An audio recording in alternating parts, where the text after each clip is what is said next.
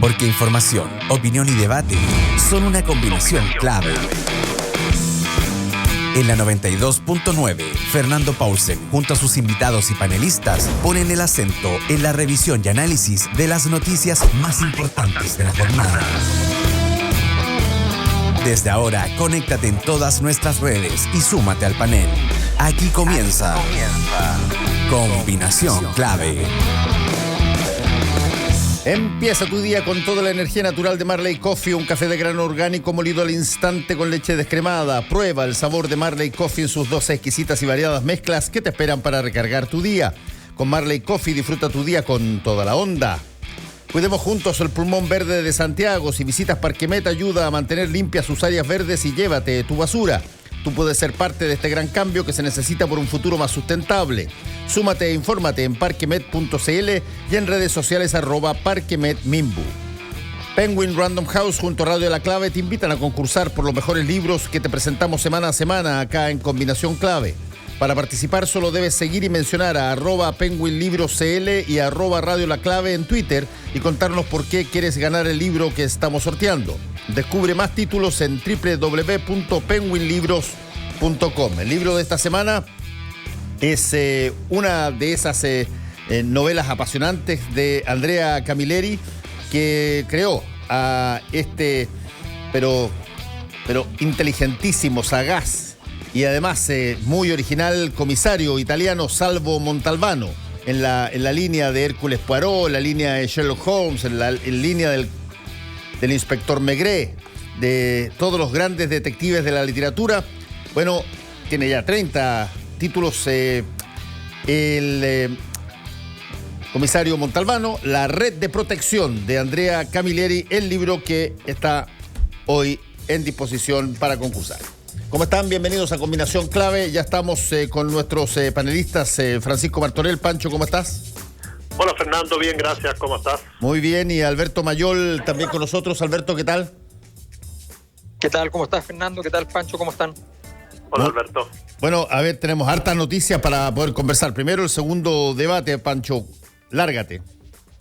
Tenemos bastante. Bueno, fue como lo esperábamos y como viene siendo la tónica, un debate áspero, donde algunos candidatos y candidatas no trepidan en golpear al rival que creen que es el que tienen que bajar.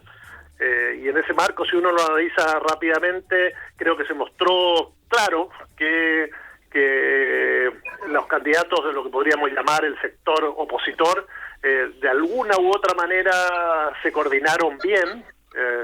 Alguien por ahí dijo, le faltó hacerse un queque en algunos aspectos, especialmente cuando se preguntaron entre ellos. No tanto así los candidatos del oficialismo, donde obviamente la situación que vive Sebastián Sichel y que se ha acentuado en las últimas horas lo tiene extremadamente complicado y se lo notó muy nervioso. Si bien tuvo una mejor performance que la anterior, volvió a salir el tema del lobby, volvió a mostrarse dubitativo, estuvo muy enojado a rato, y Kast no lo hizo tan bien como en ocasiones anteriores, como en debate, como se salió de las casillas, no estuvo con tanto aplomo como lo veníamos viendo en otras instancias, pero yo creo que mantuvo esa diferencia que tímidamente marcan las encuestas, si es que creemos en ellas, y ahí nos puede hablar algo Alberto al respecto. Alberto, tú.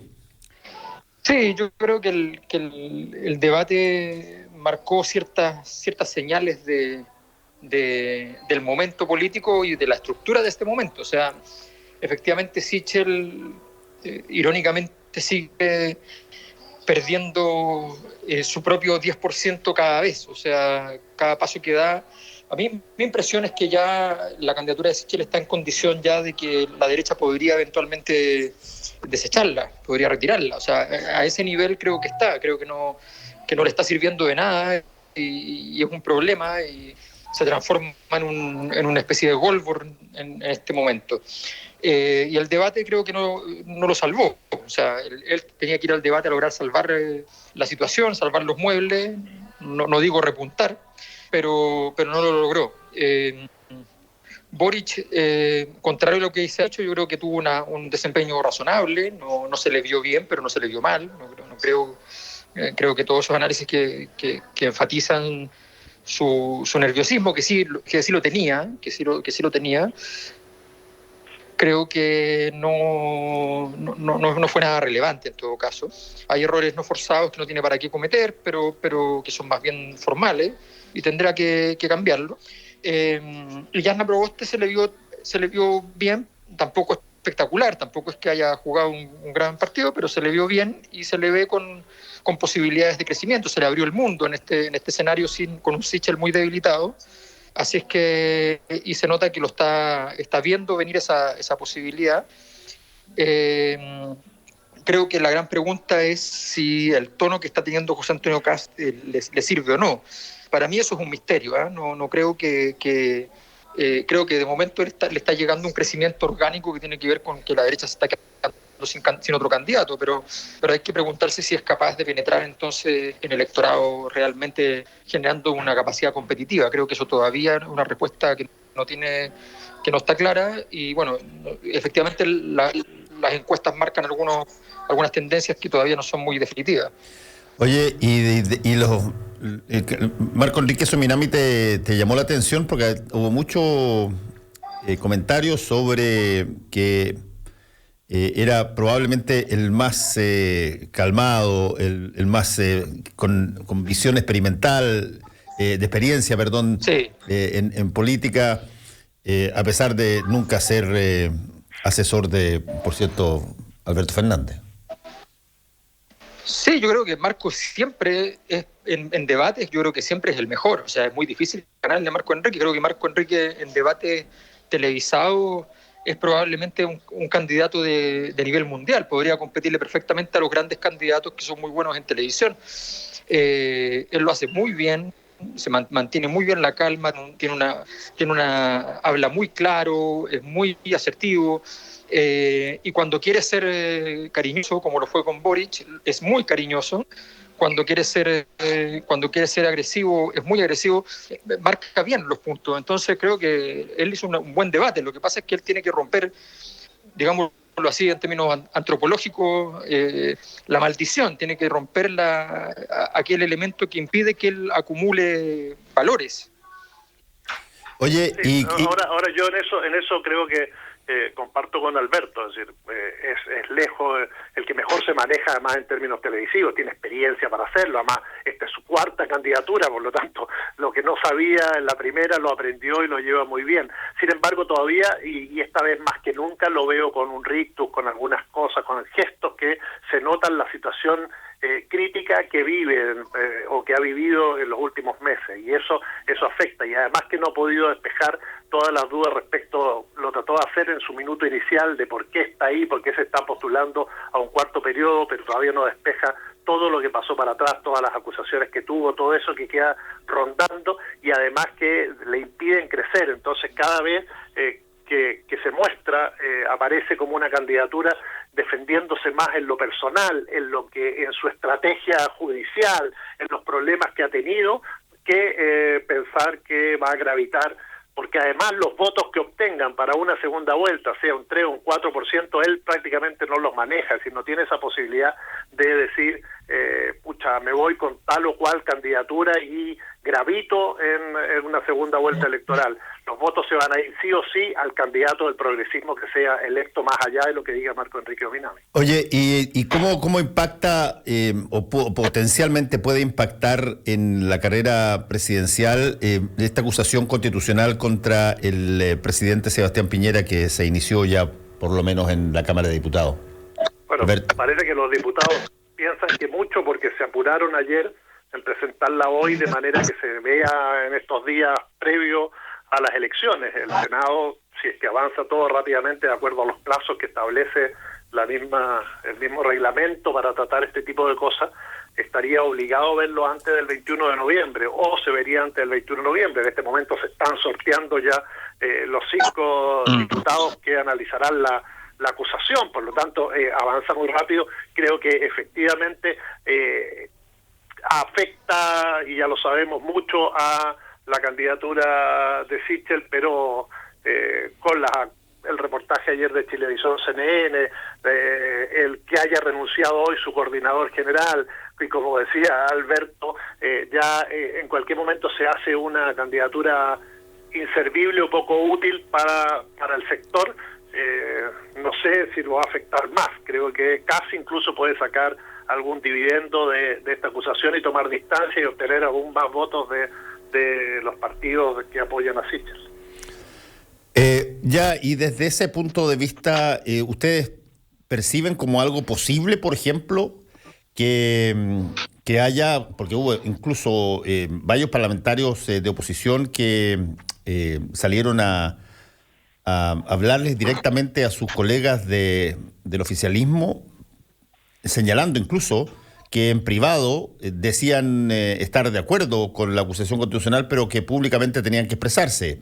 ¿Ven algún tipo de corrida, digamos, desde el oficialismo a la acusación constitucional, o eso ya sería demasiado?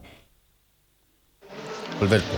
Sí, yo creo que hay una... A ver, yo creo que la acusación constitucional, en términos así puros, se aprueba.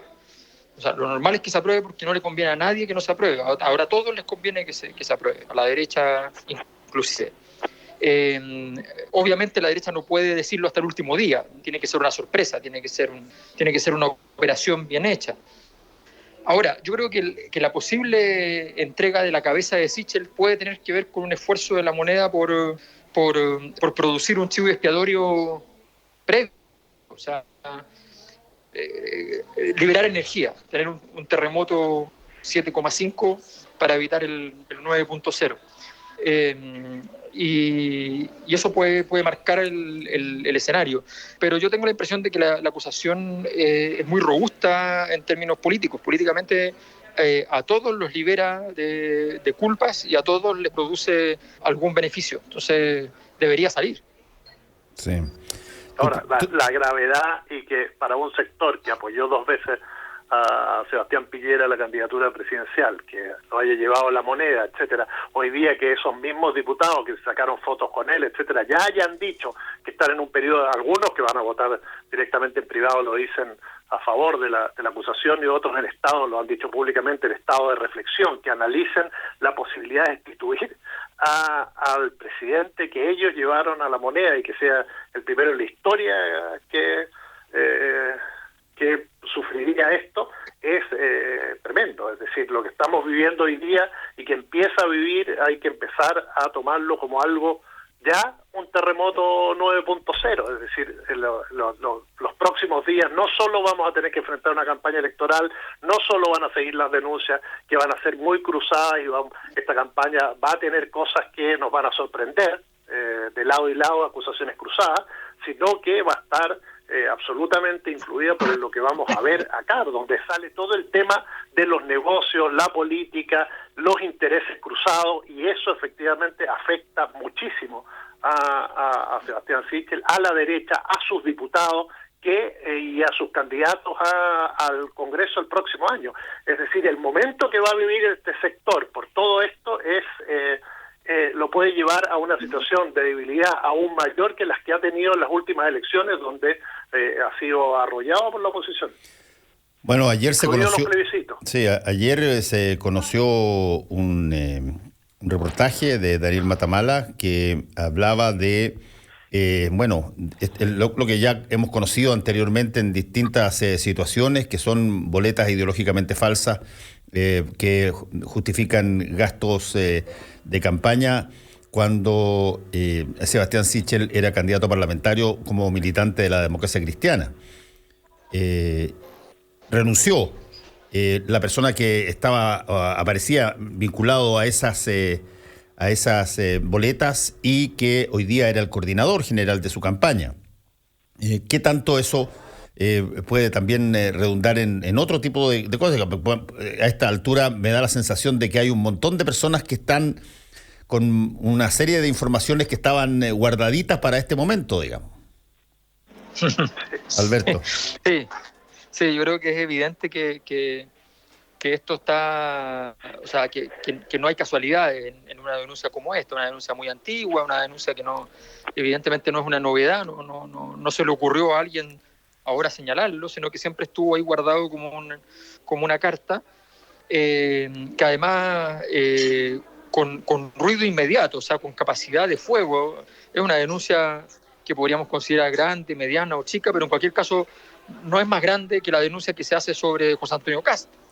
Y desde el punto de vista de que la denuncia sobre José Antonio Kast es técnicamente la misma que se hace sobre Sebastián Piñera desde el punto de vista de los paraísos fiscales. Y por tanto entonces estaríamos frente a algo equivalente, al menos en parte, y eso no ha ocurrido. Entonces yo creo que efectivamente hay un movimiento que viene desde la derecha. Lo interesante aquí es lo que haga la derecha con Sichel, y lo dejan herido definitivamente.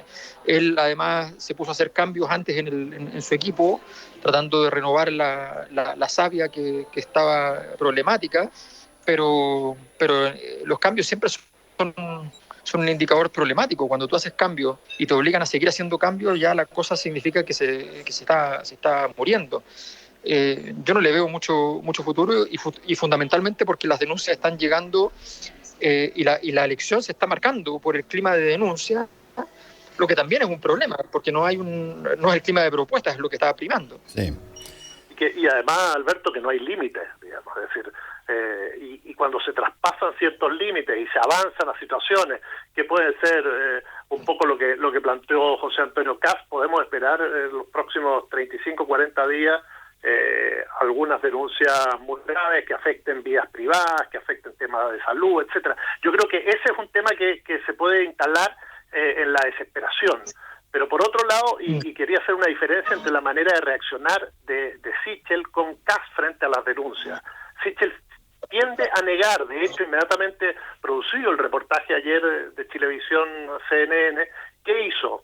Endosó la responsabilidad de la democracia cristiana, cuando una de las personas que dio la oferta horaria ideológicamente falsa es un amigo de la universidad, que es actualmente su coordinador general de campaña, como decía Fernando. Acaba de renunciar, sí, ¿eh? Y que renunció inmediatamente, bueno, amenazando con querellas y todo el tipo de cosas, y además tiende Sichel, que en una actitud casi, infantil, a victimizarse. El comunicado ayer es donde habla de todos los problemas que ha tenido, etcétera. Creo que políticamente sale muy mal cuando se ve enfrentado a una acusación, a una pregunta difícil. El mismo tema del lobby del gas, no sale corriendo desde su sector, diciendo lo que su sector espera que responda, que bueno, sí, efectivamente, las empresas de gas y el ejercicio liberal de la profesión de abogado me lleva a hacer un montón de cuestiones y las hago con gusto, o las tuve que hacer con gusto porque es parte de mi profesión. No, él es timorato para responder. En cambio, Kast, el tema ya de los paraísos fiscales ya lo había de alguna manera respondido, sale a decir cosas, inmediatamente enfrenta la situación, y eso obviamente que hace que las acusaciones contra Kast golpeen menos que las contra Sichel, que su misma ofuscación, su cero tolerancia a la frustración, lleva a que la gente diga, pucha, este gallo, no.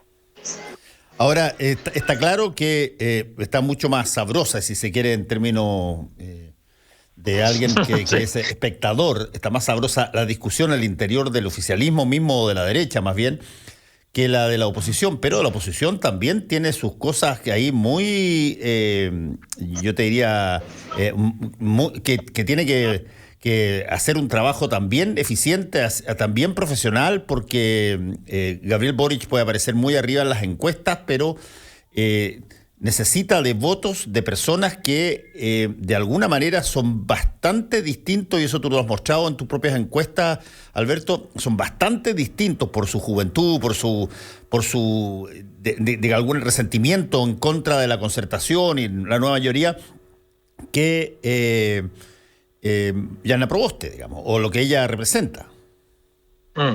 Sí, no, yo creo que a ver, Yana Proboste tiene que se le organizó el mundo, pero tiene que ser capaz de armarlo. O sea, no ahora tiene posibilidades de hacer algo, pero no es fácil porque tiene que efectivamente concitar no basta con el discurso de la gobernabilidad, porque además la ex concertación no ha dado muestras de una particular gobernabilidad en estos meses. Ha cometido muchos errores que son propios de coaliciones que no son maduras, que no están bien articuladas, y y los escapes y qué sé yo de personas importantes hacia la candidatura de Boric también la complican. Yo creo que no va a ser fácil, pero sí se le armó un escenario en el cual ella puede llegar a segunda vuelta, pensando en restringir a José Antonio Kast a un porcentaje más tipo rechazo, y ella lograr tomar un cierto control del centro político, dejando a Sichel prácticamente fuera. Creo que ahí hay un escenario que es posible, y además yo creo que los ataques a Boric, por ejemplo, yo creo que Marco Enrique Ominami estuvo muy bien, muy inteligente en no atacar ayer, no era el día, no era el momento, y creo que en cambio un ataque que pudiera realizar al final del proceso puede tener más sentido. Entonces también tiene que asumir Gabriel Boric que todavía no le toca a él.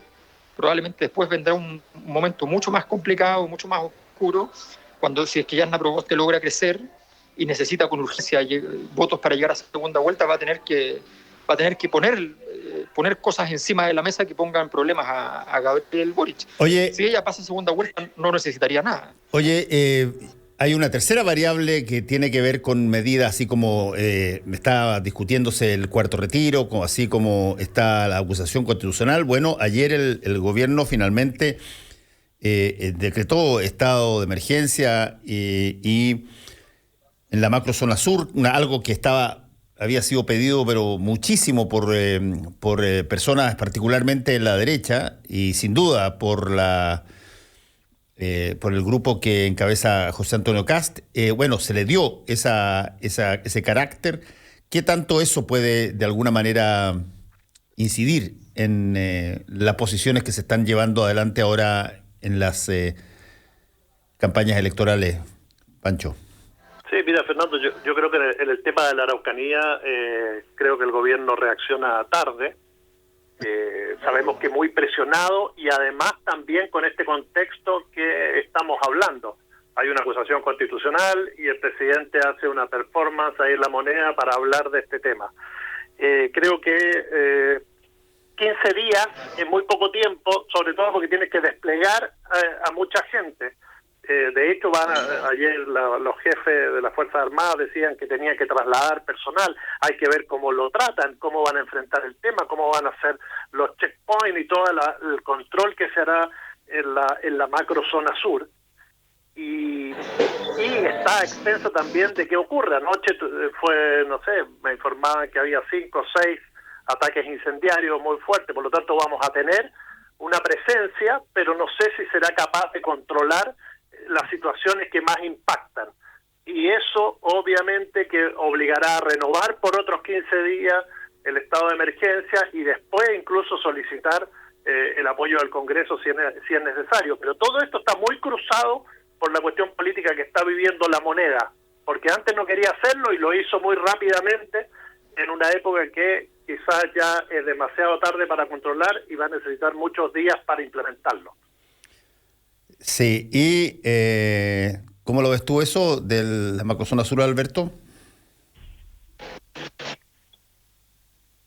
Sí, yo creo que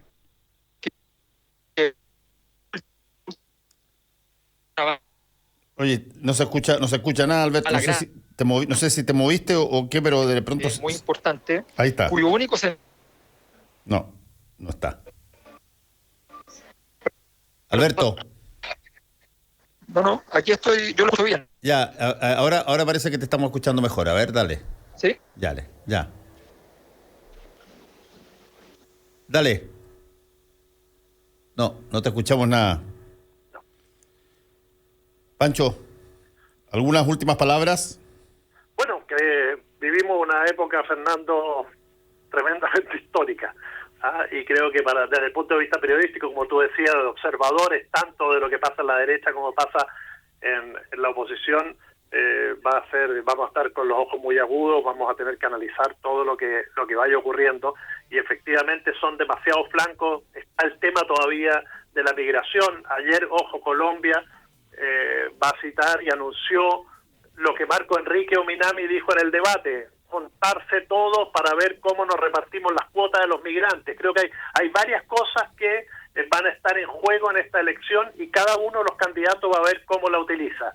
Araucanía, obviamente que afecta, ayuda, apoya la tesis de Kast, y la oposición se va a sumar y está en contra de todo lo que está ocurriendo y esta manera de militarizar un sector y no acudir al diálogo, que es lo que se está pidiendo. Pero son muchos temas cruzados y, como decía Alberto, y ahí comparto, muchos de ellos van a recibir fuego amigo y enemigo en los próximos días, y me refiero a los candidatos, y ahora se vienen fuertes contra Boric especialmente. Bueno, muchas gracias. Le damos a Francisco Martorell, también a Alberto. Alberto, ¿se está escuchando, Alberto Mayol? Ya, le damos un saludo, un abrazo. Cuídense. Chao, chao. Un abrazo, cuídate. Chao, chao. Fernando Paulsen y nuestros panelistas e invitados son una combinación clave.